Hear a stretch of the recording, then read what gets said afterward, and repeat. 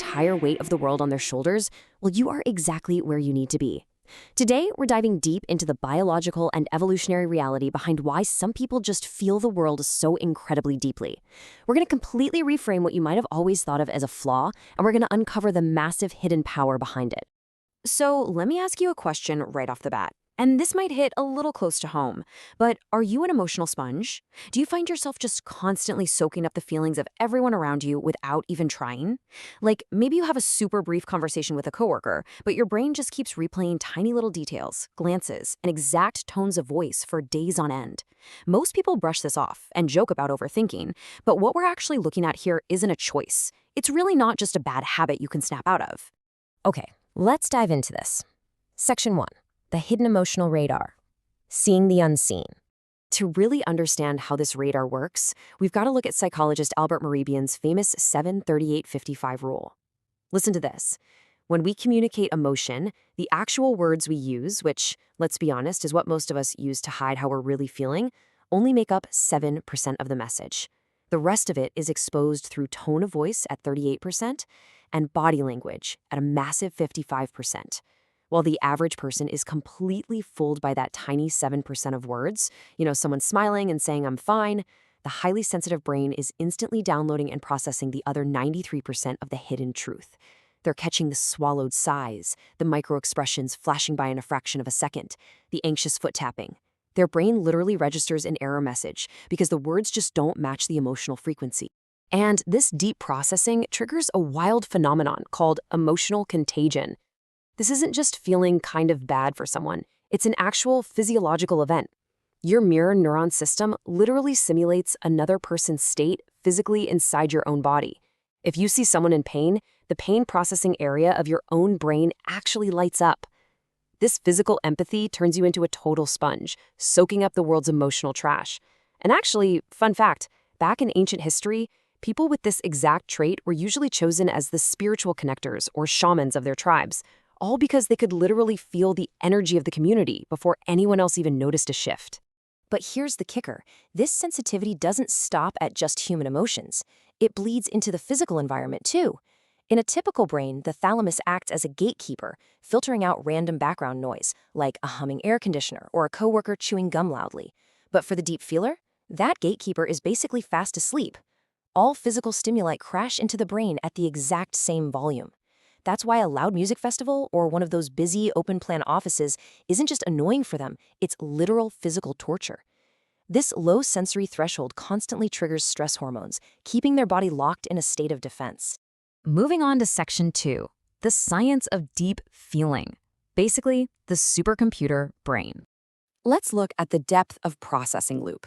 When a highly sensitive person receives input, their brain doesn't just store it. No, it is automatically broken down, endlessly analyzed, cross-checked with deep emotional memories, and heavily evaluated for future risks. And honestly, this brilliantly illustrates why placing a ticking clock on their desk or forcing them to aggressively multitask causes a complete system freeze. The supercomputer gets cut off mid-analysis. The pressure spikes their cortisol and pushes their brain into a total panic mode. Give them quiet time, and they'll produce masterpieces. Rush them, and the whole system crashes.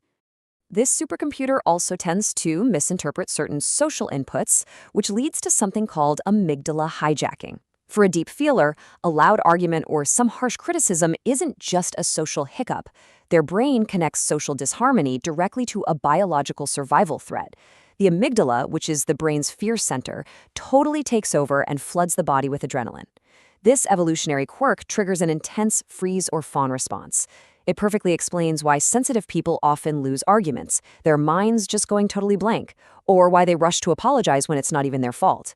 Their only goal in that moment is to put out the fire of conflict so they can survive. And this totally bleeds into the notorious can't say no disease. Saying yes is actually a pure defense mechanism here.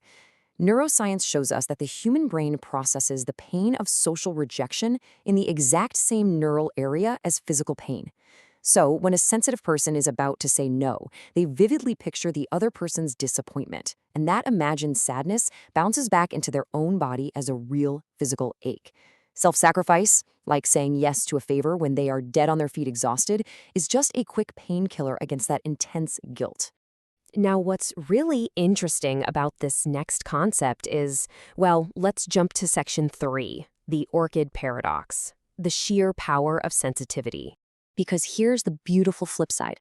If your nervous system amplifies pain, it absolutely amplifies joy too. Science calls this vantage sensitivity. It's the ability to experience beauty at an extraordinary, multisensory level. While someone else might look at a painting and just think, oh, that's pretty, a highly sensitive person might stand in front of it and literally cry because they feel the full vibration of the artist's soul. They experience frisson, those electric waves running down your spine from a beautiful piece of music. They don't just see the world, they experience it in billions of high-definition shades. This intense capacity to feel beauty is actually the direct biological antidote to all the emotional pain they carry around. Psychologist Jay Belsky brilliantly mapped this out by dividing people into 2 groups. Most people, he says, are dandelions. They're tough, they can grow pretty much anywhere, and they handle harsh environments fairly well, usually producing an average outcome. But deep feelers, they are orchids. Yes, they're highly sensitive. Yes, they wither quickly under pressure, violence, or lack of empathy. But when you place an orchid in the right, nurturing environment, they bloom into something so spectacularly beautiful, creative, and strategic that dandelions simply can never match them. Sensitivity isn't a flaw, it's an evolutionary strategy. The tribe absolutely needed dandelions to fight, but they desperately needed orchids to warn and to lead. Which brings us to the core of today's explainer. Section 4. Mastering your orchid power, how to finally thrive exactly as you are. So, the absolutely crucial point here is that mastering your environment requires 3 very specific lifestyle adjustments to stop you from withering. You have to set boundaries, accept solitude, and deliberately use beauty. Let's break these down one by one because this is exactly how you take back control of your nervous system. Step 1. Treat your energy like a bank account with a strictly limited balance. Setting boundaries is non-negotiable for an orchid. You literally cannot let everyone just walk into your life and make a withdrawal from your emotional reserves whenever they feel like it. Because your sensory gates are left wide open all day, your energy drains way faster than a dandelion's.